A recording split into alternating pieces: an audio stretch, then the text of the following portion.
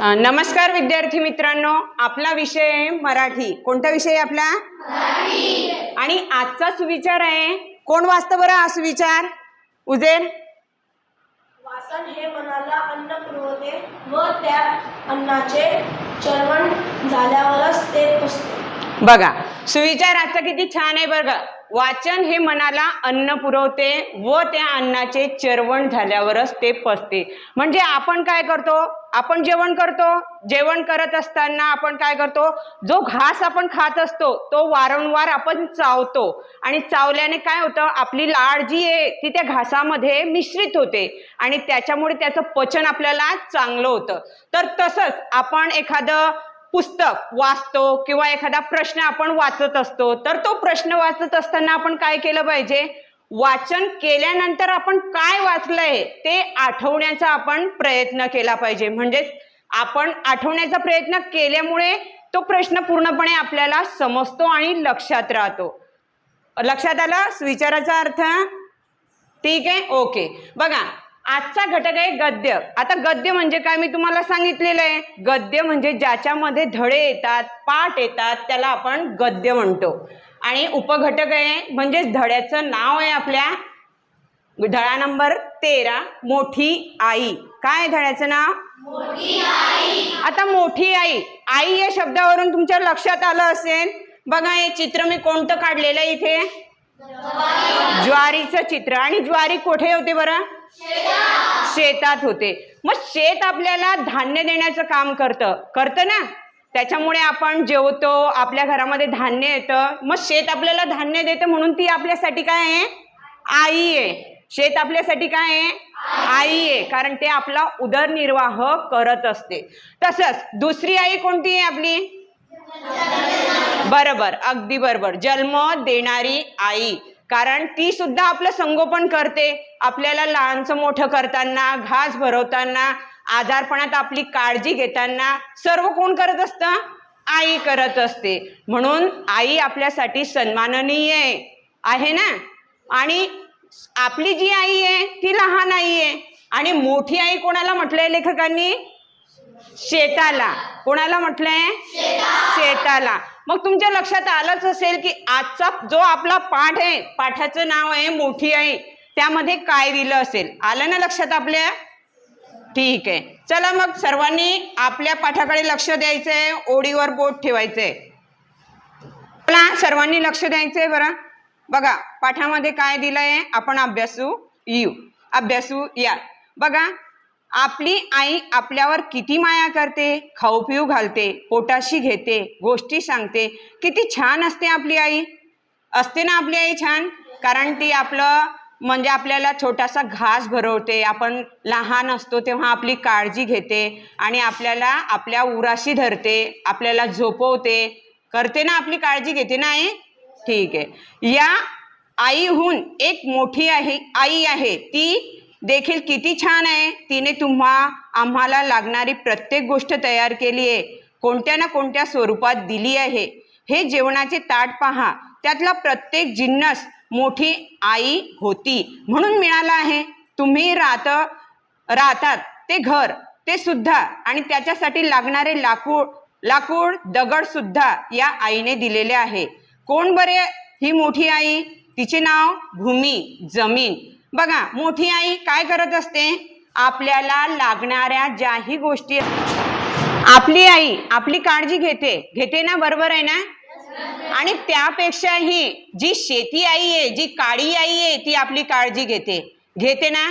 कारण आपण जे जेवण करतो, जो घास आपण खातो, तो कुठून येतो बरं? शेतातून येत असतो। म्हणून ती आपल्यासाठी वेगवेगळं जेवणाचे जे काही वेगवेगळे पदार्थ आपण ताटामध्ये घेतो, फक्त त्या काळ्या आईच्या कृपेमुळे आपण ते जेवण जेवत असतो। म्हणून ती आपल्यासाठी मोठी आहे ना मोठी, कारण तिच्यामुळे वेगवेगळे पदार्थ आपल्या ताटात जेवायला आपल्याला मिळत असतात। आणि बघा, आपल्या घरासाठी जे घर आहे आपलं, त्यात आपण राहतो, निवारा करत असतो, त्या घरामध्ये सुद्धा काय मिळत असतं? म्हणजे ते लाकूड जे असतं घरासाठी तयार करणारा लाकूड, दगड, हे कुठून मिळतं आपल्याला? आपल्या या भूमीतून, आपल्या या जमिनीतून मिळत असतं। मिळतं ना? झाडं तयार होतात, जमिनीतून, आणि नंतर त्याची लाकडं जे आहे आपण घर बांधण्यासाठी उपयोगात आणतो, दगड सुद्धा आपण घरासाठी उपयोगात आणतो. म्हणजेच घर राहण्यासाठी आपल्याला कोणाच्या कृपेमुळे मिळतं बरं? काळ्या आईच्या कृपेमुळे मिळतं, म्हणून ती आपल्यासाठी सर्वश्रेष्ठ आहे. जमिनीत काय आहे? माती. ही का ती आई? तुम्ही म्हणाल खरेच ते माती आहे जमिनीत, पण मातीला तुम्ही कमी समजू नका. माती आहे म्हणून आपण जिवंत आहे. आता मातीला आपल्याला हे सगळ्या गोष्टी ज्या आहे आपल्याला माती देते, ही भूमी देते, म्हणून ती कमी आहे का कुठल्या बाबतीमध्ये? नाही. तर तिला आपण कमी लेखलं नाही पाहिजे.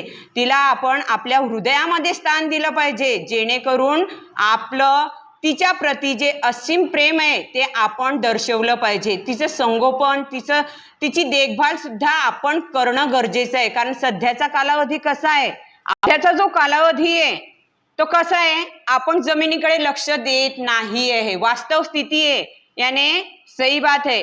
तो देखो जो जमीन है उसकी तरफ हमने ध्यान देना चाहिए, उसकी तरफ हमने ध्यान देकर ये साबित करना चाहिए की हमारा देश कैसा है. म्हणजे आपला देश कसा आहे? कृषी प्रधान देश आहे. आपली अर्थव्यवस्था कशावर चालते? शेतीवर चालते. आणि ही सगळी निसर्ग संपदा आपल्या देशाला लाभलेली आहे. म्हणून आपण काय केलं पाहिजे? त्याचं संगोपन केलं पाहिजे, त्याच्याकडे लक्ष दिलं पाहिजे. दुर्लक्षित असं ते राहिलं नाही पाहिजे. कारण जमीन आहे तर आपण आहे, जमीन आहे तर आपलं आयुष्य आहे. आपण जगतो ते केवळ जमिनीमुळे जगत असतो. आपण खूप सारा शहरात जाऊन पैसा मिळवला, लक्षात येतंय का? आपण शहरात जाऊन पैसा मिळवला तर पैसा आपल्याला खाता येईल का? त्याच्यावर आपलं पोट भरेल का? आपलं पोट कशावर भरेल उजेर? बता. शेतीवर. Very good. आपलं पोट भरणार आहे ती ही जमीन, ही काळी. त्याच्यातून धान्य निर्माण होत असतं आणि त्याच्यातून आपलं पोट भरत असतं. म्हणून आपण तिच्याकडे काय केलं पाहिजे? लक्ष दिलं पाहिजे आणि आपली अर्थव्यवस्था आपण वाचवली पाहिजे. इतर जे देश आहे त्या देशाला ही नैसर्गिक संपदा मिळालेली आहे का? नैसर्गिक संपदा नाही. तर आपल्या देशाला जी काही नैसर्गिक संपदा मिळालेली आहे त्याची जोपासना आपण केली पाहिजे ना. ठीक आहे, चला बघूया पुढे काय दिलेलं आहे. जेवणाच्या ताटात प्रत्येक जिन्नस मोठ्या आईने दिलेले आहे. म्हणजे प्रत्येक जिन्नस म्हणजे काय? पदार्थ. जिन्नस. आता जिन्नस या शब्दाखाली अंडरलाईन करा बरं. जिन्नस या शब्दाचा अर्थ आहे पदार्थ, वस्तू, पदार्थ. जमिनीतून निर्माण झालाय. गव्हाची पोळी, जोंधळ्याची भाकरी, तांदळाचा भात, गहू, तांदूळ व जोंधळे कोठून तयार होते बरं? बघा बरं, हे धान्य कोठून तयार होतं? कोण उत्तर देतं? जे काही आपण पोळी खातो, भाकरी खातो, तांदूळ खातो, तो कोठून तयार होतो? शेतातून. Very good. शेतातून त्याचं उत्पादन होत असतं. शेतात ना पाटी, पेन्सिलचे मऊ दगडही जमिनीत सापडतात. बघा, पूर्वीच्या काळात पाटी आणि पेन्सिल हे लिखाणासाठी वापरलं जात होतं. आता तुम्ही वह्या पुस्तकं वापरतात, परंतु पाटी, पेन्सिल याच्यासाठी लागणारं जे साहित्य होतं ते कुठून मिळत होतं आपल्याला? या काळ्या आईतून, या जमिनीतून मिळत होतं. म्हणून ती आपल्यासाठी कशी आहे? श्रेष्ठ आहे. चहाची साखर घ्या, ती ऊसापासून तयार करतात. पण ऊस उगवतो कुठे? आता ऊस कोठे उगवतो? कोण सांगतं बरं? उम्मी आयमान, ऊस कोठे उगवतो? ऊस खातात ना तुम्ही? हां, शेतात. ऊस कसा लागतो चवीला? गोड लागतो ना.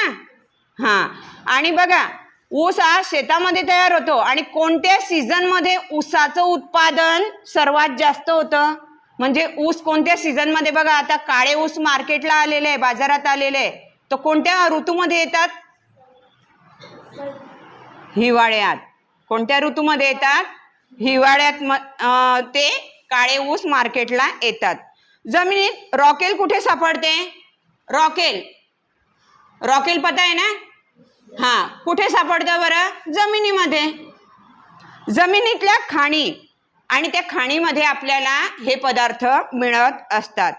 केळी, कवटे, पेरू, आंबे, नारळ, द्राक्ष, फणस हे तुम्हाला आवडणारी पदार्थ जमिनीमुळे मिळतात. तर आपल्याला जी फळे मिळतात ती कोठून येतात बरं? कोण सांगतं? सांग बरं. जमिनीतून मिळतात. कोणती कोणती फळे जमिनीतून मिळतात सांग बरं.